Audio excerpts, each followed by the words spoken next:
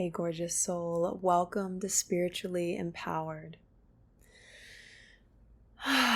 This is a home for you if you are somebody who wants to be fully penetrated by life. You don't want to sit on the sidelines. You're ready to be in the game. You want to be taken and completely devoured by this life. So when you go to take your last breath, you feel well lived. This is about living in alignment. It's not about playing it safe or being afraid of the storms or the redirections from spirit. This is about being willing to strip down and to be taken by this wild life. And this podcast offers you a place to unite yourself, welcome your fear, welcome these things, because what we resist, what we run from, chases us. So spirituality, in my belief, is about standing in the fire, standing in the rain, standing in the ecstatic bliss, standing where you are, being brave enough to be where you are completely, because I say this a lot. We are so powerful that we can check out. We are so powerful that we can stay in chains. We were given free will, the freedom to choose. We are so free. Abraham Hicks says this: we can stay in bondage. Which, for the kinky people, that's fucking cool. It's all welcome here. Bondage is great. But what I'm trying to say is this is about inner wholeness. Healing means wholeness. All parts of you are welcome here and now. And that's really the path that I'm on. I used to run from my pain. I used to run from all of these different aspects of myself. And it created this distortion and this lesson of addiction, and the wisdom that was hiding in all these patterns said to me, sink your heels in to who you are and where you are, and in that is liberation.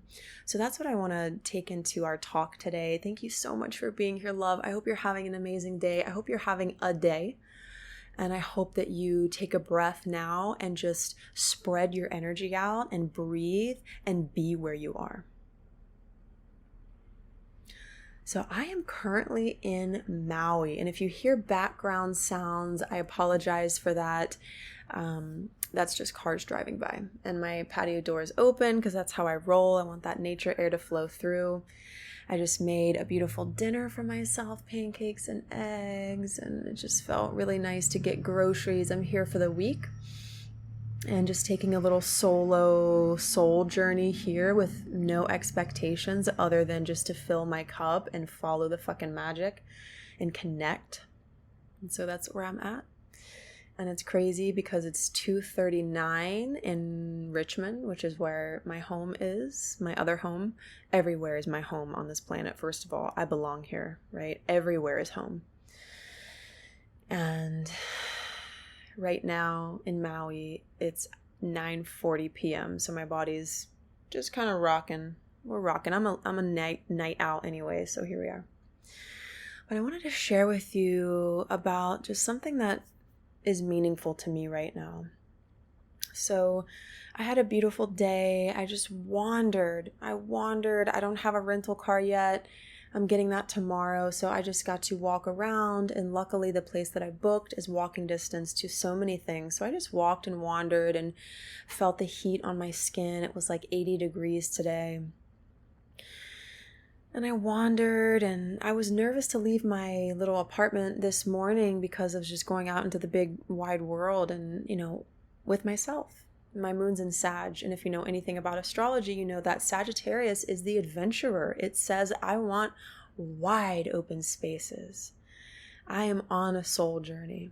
I am a philosopher. So that moon in Sag really has me craving these solo adventures, whether I'm exploring consciousness and religion and spirituality and philosophy, and I'm already looking up Hawaiian mysticism and like listening to podcasts on Hawaiian spirituality, which is so awesome. I just love it.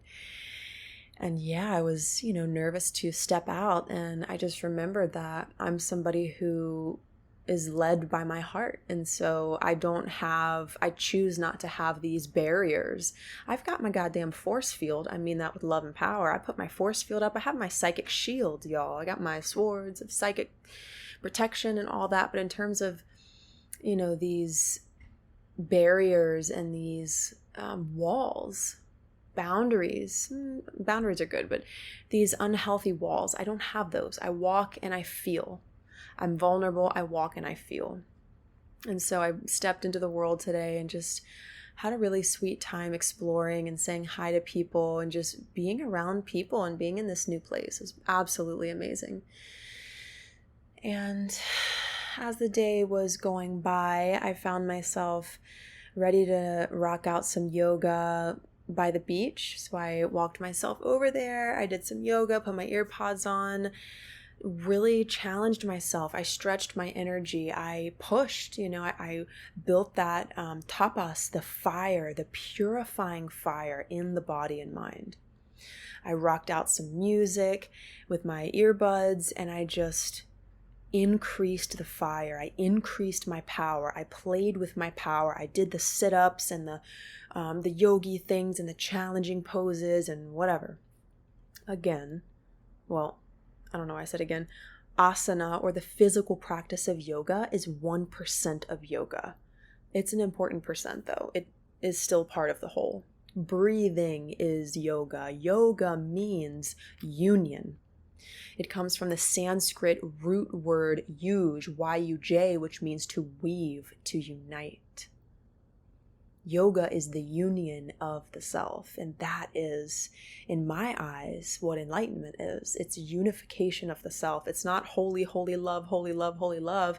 It's the union of the dark and the light, which brings you to the holy love, right? Spirituality is paradox. So anywho, I did that and that was really, really nice. And the sun was setting and people were kind of surrounding me and collecting because it was one of the most beautiful spots for a sunset. And I decided to sit for 15 minutes doing a meditation after I saw the sunset. And so I sat and I closed my eyes. I elevated my hips on a little blanket. And I breathed. And I just observed my life in the moment. I felt grief. There's been loss in my life as of lately. There's been death, metaphorically, in my life. And it's really cracked my heart open, and there's pain. So as I sat there, I just felt sad. And I also felt bliss. And I also felt the beautiful energies of everybody around me. And I felt myself being fully present with it all. And I just allowed everything to be exactly as it was. I wasn't trying to pull out my manifesting wand and and direct the powers of the universe. That's fine and great. Yet at the end of the day, life is life, baby. And spirituality is not about making everything fucking perfect. Perfect this, perfect that. I mean, yes, we strive for wellness, and yes, we manifest, and yes, we direct the powers of the universe with our intentions, and we control our mind. I like the word control in this moment. We control our mind. We tame our mind. That is the seed of awakening. We tame our mind, our monkey mind, our beautiful, amazing monkey mind. We tame it. And then we taste something ever present. And yoga changed my life, first of all. That was the start of my awakening. This was 7,000 million years ago. I'm just kidding. It was like 7 or 8, 7, I don't know. Something like that, where I found yoga and it blew my socks off and it blew my top off.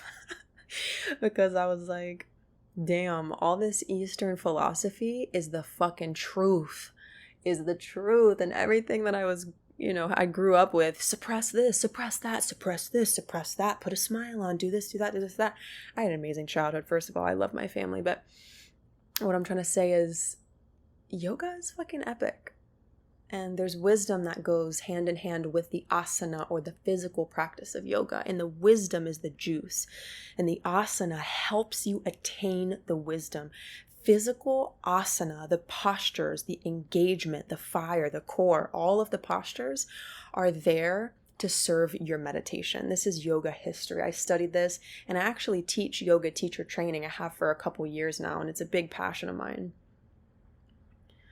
Asana is there to support your meditation. When you meditate, you have the potential to cultivate awareness of your inner being. Your inner being is called so many things. You can call it soul, you can call it spirit, you can call it purusha, you can call it divine self, higher self, inner being. You can call it Atman, Brahman, God, goddess. Your inner being, the watcher, you can call it pure consciousness or loving awareness. All the above and more. Pick your flavor for today. The idea here is that you have an inner being, and this inner being is steady no matter what's happening in the world, no matter what's happening or not happening in your life. The ego, the human, has preferences, and it's wonderful. We prefer this over that, and this over that, and this over that, and we hate this, and this really hurts, and this is great, and this is what we want. It's wonderful. Yet if we live according to those preferences, we fucking suffer. That's just how it is. That's how I've seen it to be. If we stay at that level of mind where we're judging, I don't want this, I do want that. I don't want this, I do want that. It's a very natural process, though. There's nothing wrong with this. It's just, where are we abiding? Are we abiding in the wrong, right, wrong, right, wrong, right? I hate this, I love this, I hate this, I love this. If we are abiding in that level, we suffer. So as I allowed the sadness and welcomed the peace and heard the water and felt the people around me, I started to become I started to exist with my environment versus being the ego, the separate self. And again, the ego's amazing. Ego, I love it. It's the illusion that I am different and separate than you. The ego is the Maya, the illusion that the couch is different than the lamp, but they're both just energy. 99.999999999% space, which is filled with energy. We perceive the chair as separate from the lamp. We perceive ourselves as separate from the person we don't like. Yet, in truth, capital T, we are unified. If you split a molecule in half and throw it across the world, what you do to one molecule will mirror in the other molecule. We are one and separate. Perhaps the separateness is not an illusion, but it's an experience that is temporary. Because when you call it an illusion, sometimes that feels like it's not real. But I see myself as a different person than you, so there is a level of realness there. So perhaps illusion, for me right now, I'm not loving that word in this moment, which is fine. But it's perhaps an experience of separation. Ego is the I am. It's the separate self. The inner being is one. I became the water. I became the other people. I melded like two pieces of metal just merging together into my environment. And what did I feel? Peace. You guessed it. Peace. I didn't have to manifest this and manifest that and manifest this. I just had to be with the moment, y'all. You, love. I just chose to say, this is the moment I'm in. And there's a word in yoga called Satchitananda, and it means consciousness bliss. The bliss of being alive. And when you're alive, you get a mixed bag of everything. Happiness doesn't mean it's all going exactly as your ego wants it to go. Happiness is you're abiding. Happiness is you take time to abide in your inner being. The place in you that is okay with how things are, even if they're shit. And it's not all shit, even if we are challenged or we have loss or we have this or that, there's always something beautiful there. And that's not to say just focus on the good and get happy and raise your vibration. Fuck all that. Fuck all that. I like realness. Sadness is gorgeous. It's painful. We cry. We cry when we hurt our bodies, and we cry when our heart hurts. But when we cry and when we allow for the pure tears of grief to move through us, it's a little bit beautiful. And there's a little pleasure inside of it. That's the yin and the yang. Pain and joy exist within each other. Without one, there wouldn't be the other. And so perhaps striving for everything to be how you want it to be is not working for you either. And maybe you'd like to spend a little more time in curiosity about this inner paradise, this part of you that says, the way that things are is okay. The way that I am is okay. It's not very sexy to try to control life. It's a bit tight. It's not wet. It's not sexy. It's a little grippy. It's not wrong. We all know it. We've all done it. But something happens when we soften our being. When we soften our being, I just got a vision of a pipe. It's like when we soften, or a tube or something, when we soften ourselves, unkink ourselves, the water flushes through us. Energy becomes fluid versus stagnant. And in Chinese medicine, we know that stagnant energy causes disease, dis-ease of the mind, body, you name it. When we relax into the present moment, we have the opportunity to resource. We have the opportunity to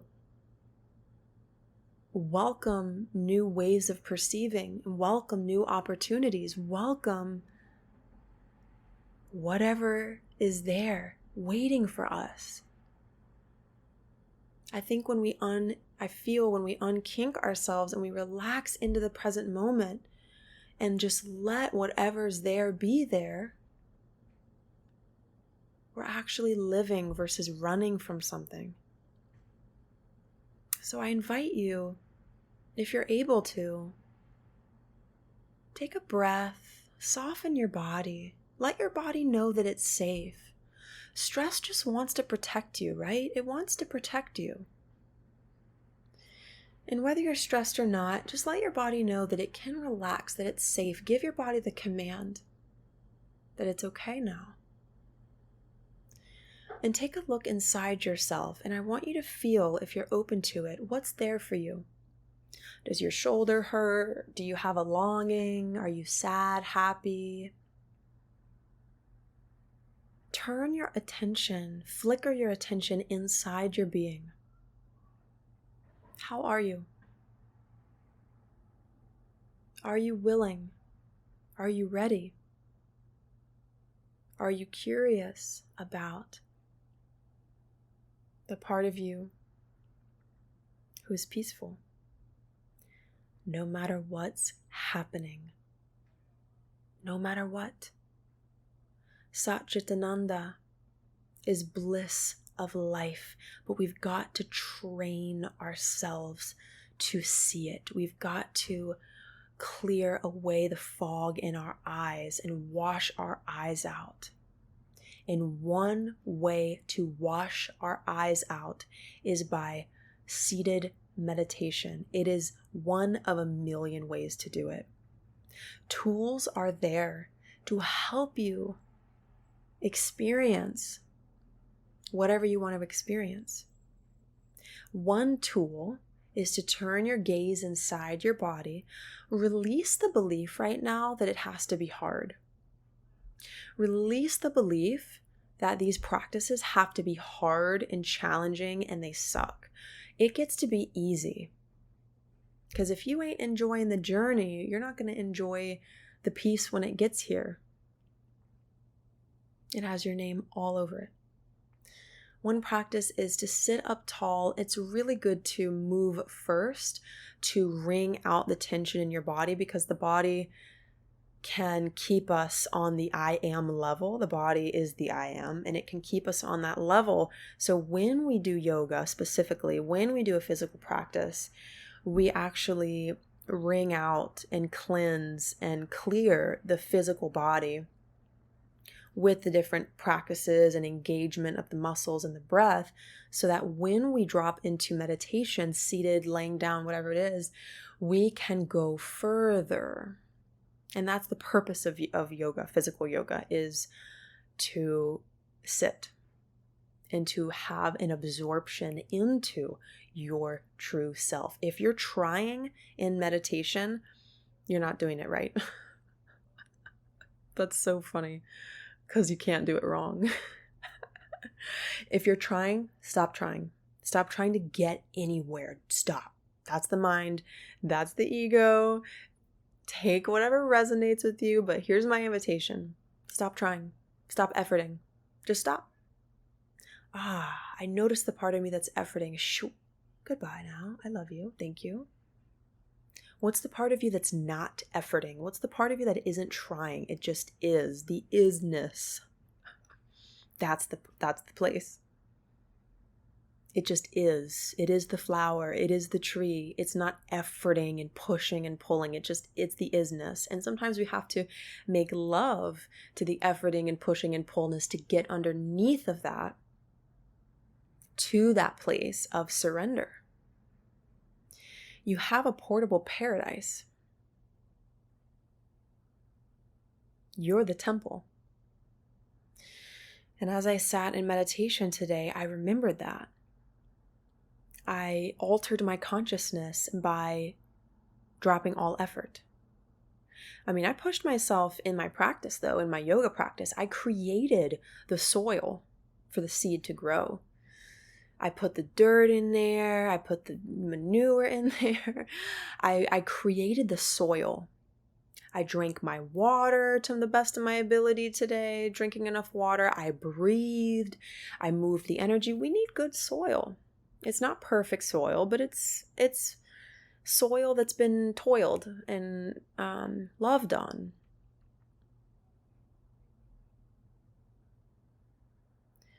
And so when I sat, it was easier for me. It's always accessible, this place. And again, if you try to attain it, stop trying. You can set the intention, but then release it all and become the tree, become the breath. It's getting beyond the ego, the I am, the self. So make sure you're in a safe environment that you can become one with, essentially. Experience your totality. Not just you, but the totality of life itself. Some of you are going to hear this and receive from it. Others of you are going to sit down and actually do the practice. And I want to encourage and invite you, if this is clicking and hitting home, do the practice. Do the practice. This transmission is powerful, and I prayed over it, and I asked for love to come through and everyone to benefit in the highest way from this, yet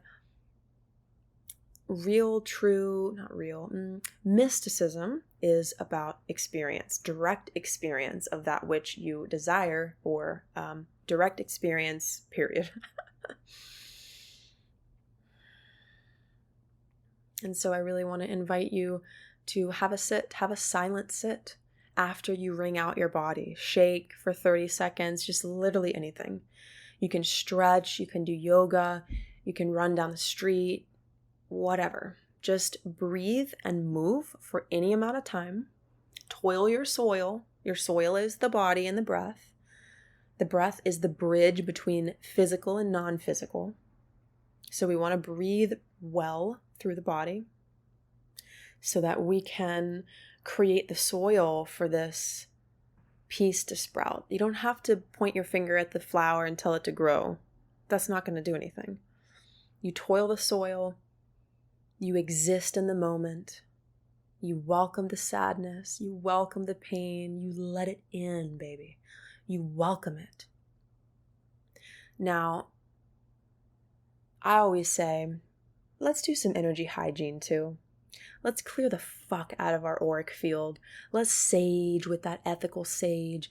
Let's activate our psychic boundaries. For example, I am only open to the highest love. Snap your fingers, because we don't really want to be absorbing into our environment if we don't have our psychic shields. That's just me.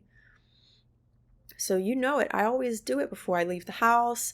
I do it if I feel a little weird when I'm out in public. I always activate that shield. You can see yourself in a bubble of light. I hope that you have received insight in my teachings, and the things that I share regarding psychic boundaries, because I think that's a part here. That's a big part of this.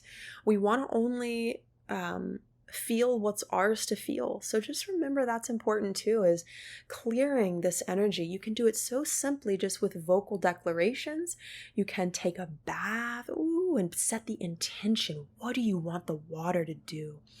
Every time I shower, I say, thank you, Spirit of the water, for cleansing me of anything I no longer need. I say it out loud.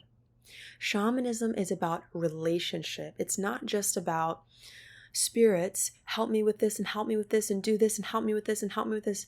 Spirit of the water, thank you. Archangel Michael, let me sing to you. It's a relationship. If you're talking to your soul or your shadow or your higher self, whatever you're talking to, I would say, make sure you're asking it how its day is and how is it. And if you're connecting with an angel, it's not just about what they can do for you. It's a partnership. That's why whenever I go somewhere, I have an offering to share. When I got to Maui safe, I put some rose petals out and some herbs out, and just to, welcome myself into this place and give an offering of gratitude that I got here safely, and really an offering of gratitude for the spirit of this land, for the guardians of this land, for the loving guardians of where I'm at. And I know that that's really felt and heard. And so all of this to say, remember that, in order to really surrender into this state of consciousness, this union with your inner being, it's important to feel safe to do so. In one way that we can feel safe to do so, two ways. One is to be in a place that you feel safe. Like for me, I had all these people around me. I had my bag, close by, and I closed my eyes and I felt really safe. That environment actually really supported me and in receiving what I was meant to receive and being just pure beingness. And maybe you feel like, being alone feels really good and safe for you. So we're moving through that physical level in order to access and remember what's underneath of that. I'm taking a breath or two here, letting all of this sink in. It's also really helpful to literally tell your body that it's safe. I'm with you. This sadness is beautiful. You're so loved. You are the voice of God. You are the voice of Goddess. Your voice is thy voice. How are you speaking to yourself? Are you being kind? And this is for me too. Grief has a way, one of the blessings in grief is that it can open up more compassion. It can open up compassion for yourself and for others. It can awaken your desire to serve. And if that desire to serve, if that flame is strong enough, it's going to burn through your imposter syndrome. It's going to burn through your doubt. It's going to burn through your fear. You're just going to do the thing your soul is calling you to do, because that fire of compassion says, I want to be of service. I know that I can help people. And so, yeah, what's within you right now? Maybe it's, numbness or, ecstatic pleasure. Ooh, can you, will you, are you curious about being there with it, abiding in yourself with it all? So that's my message for you today. And I trust that you are well. You have water and food and a warm or cool place to be.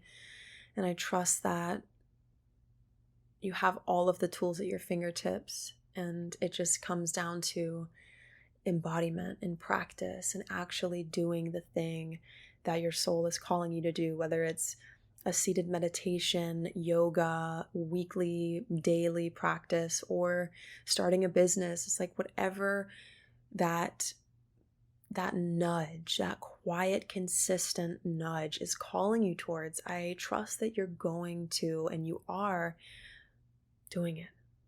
You're walking it. Your feet are moving it. Even if you're afraid, especially if you're afraid. I'm just going to see if there's anything else I want to share with you, love, before we end our conversation for today. That feels complete. Thank you so much for receiving this and being here with me. Let's take another breath together.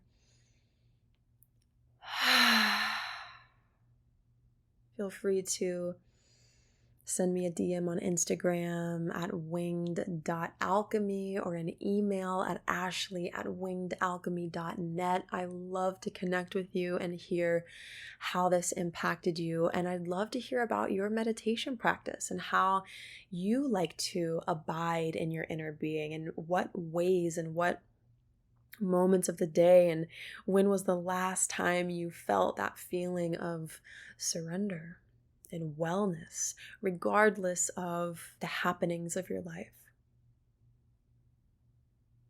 and of the world. We have this reservoir, this wellspring within us at all times, and it's calling us in. It is the healing elixir. It is our inner temple, our portable paradise. Thank you, love, for being here, and I'm so excited to connect with you soon. Love you. Hey, love, thank you so much for tuning in today for Spiritually Empowered Podcast. I hope you absolutely loved this episode, and if you did, please share it with somebody who you really feel would benefit from these teachings and from this remembrance. I hope you have an incredible day wherever you're at in your world, and I will talk to you very soon. Love you.